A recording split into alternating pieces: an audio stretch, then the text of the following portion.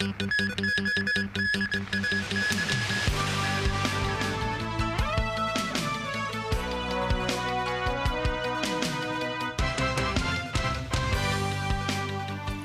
and welcome to TVB News. The Hong Kong e-toll payment system is now widely used by motorists across the city, and fraudsters are targeting them.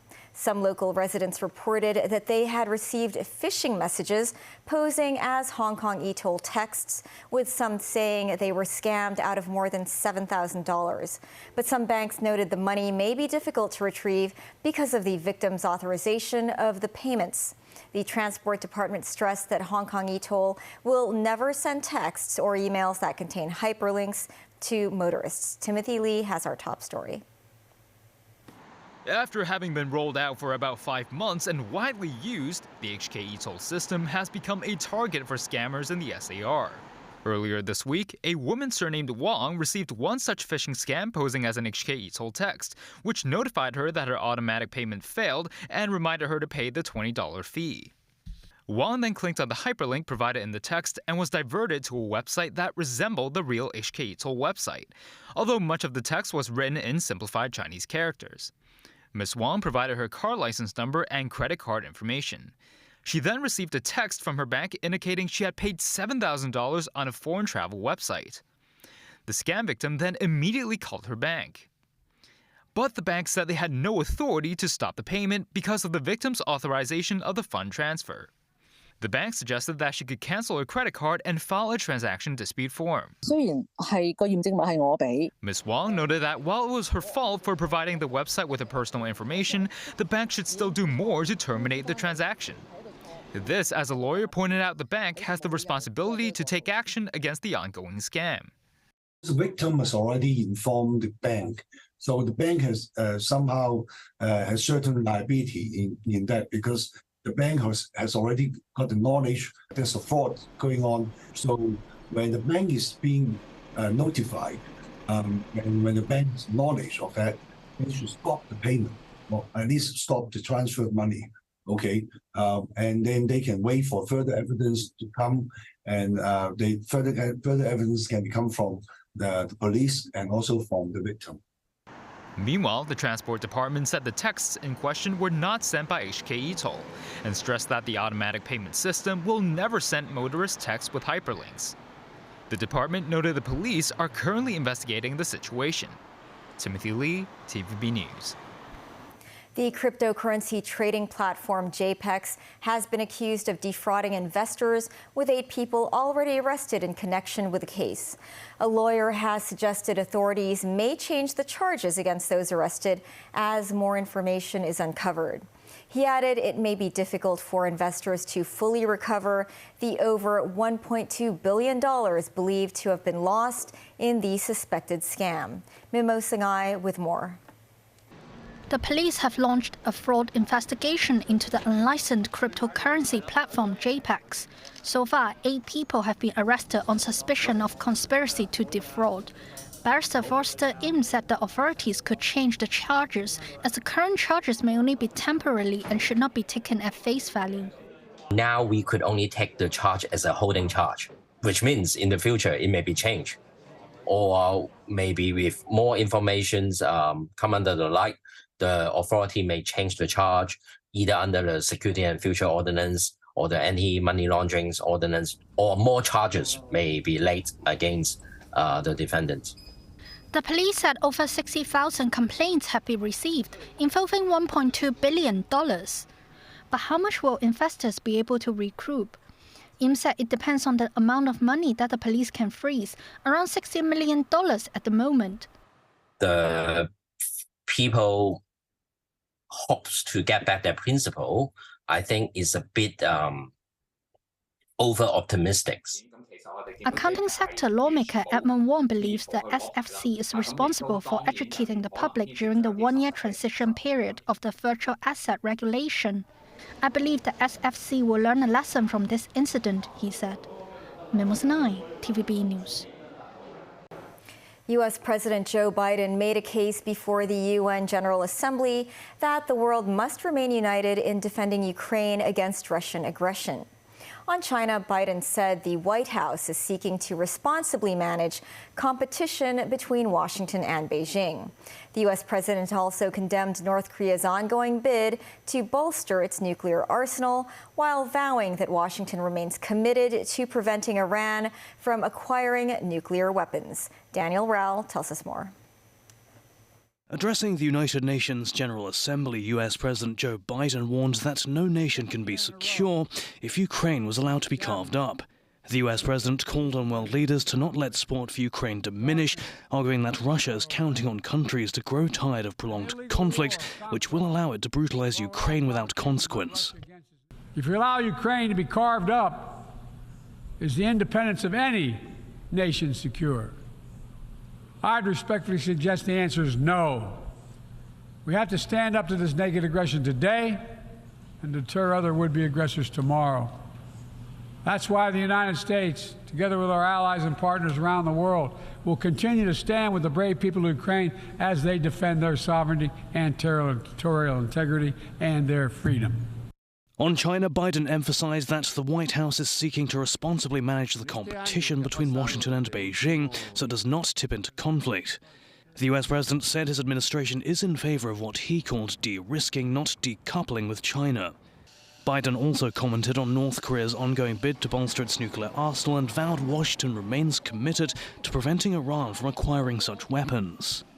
And we condemn the DPRK's continued violation of UN Security Council resolutions. But we are committed to diplomacy that will bring about the denuclearization of the Korean Peninsula. We're working with our partners to address Iran's destabilizing activities that threaten regional and global security and remain steadfast in our commitment that Iran must never acquire a nuclear weapon. Daniel Rao, TV News. Also at the UN General Assembly, Ukrainian President Volodymyr Zelensky said Russia is weaponizing everything from food and energy to abducted children in its war against Ukraine. Meanwhile, European Council President Charles Michel is reportedly set to ask China directly to do more to push Russia towards a just peace in Ukraine. Daniel Rao again. Ukrainian President Volodymyr Zelensky launched a scathing attack on Russia during his address to world leaders at the United Nations General Assembly in New York. Zelensky slammed what he called Russia's treachery and aggression. Many seats in the General Assembly Hall may become empty if Russia succeeds with its treachery and aggression.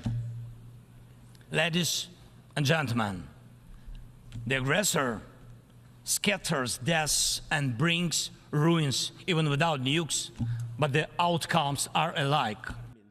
Zelensky also accused Moscow of weaponizing its vital role in global food supply chains by blocking Ukrainian ports in the Black Sea. Since the start of the full-scale war, the Ukrainian ports in the Black and Azov Seas have been blocked by Russia. Until now, our ports on the Danube River remain the target for missiles and drones.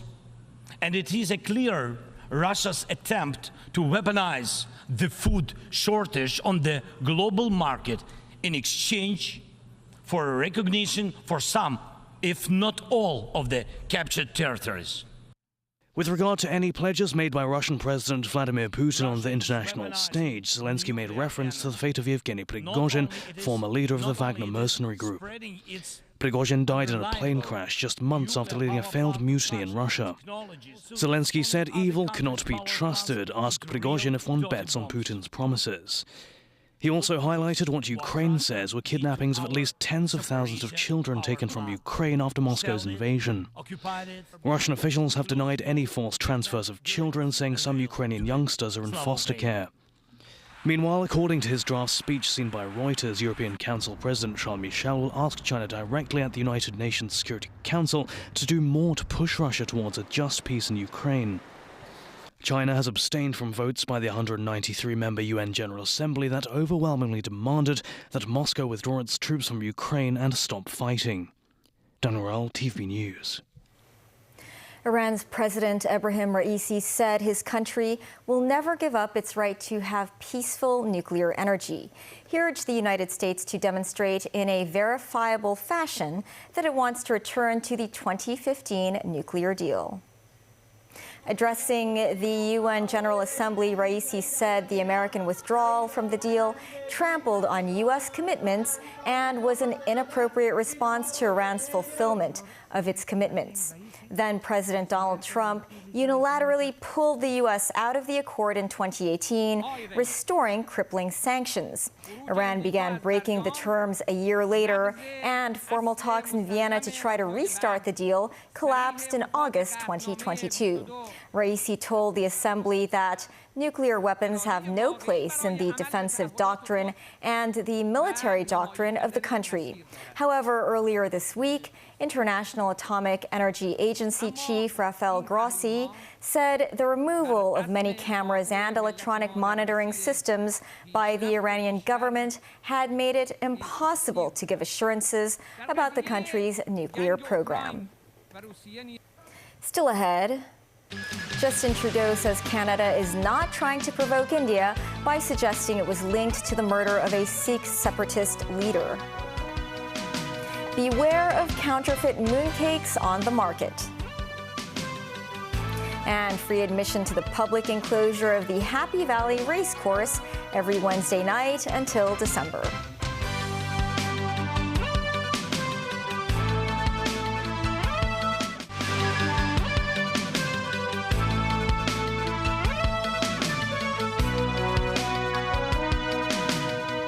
Welcome back. Canadian Prime Minister Justin Trudeau said Tuesday his country is not trying to provoke India by suggesting it was linked to the murder of a Sikh separatist leader, but wants New Delhi to address the issue properly.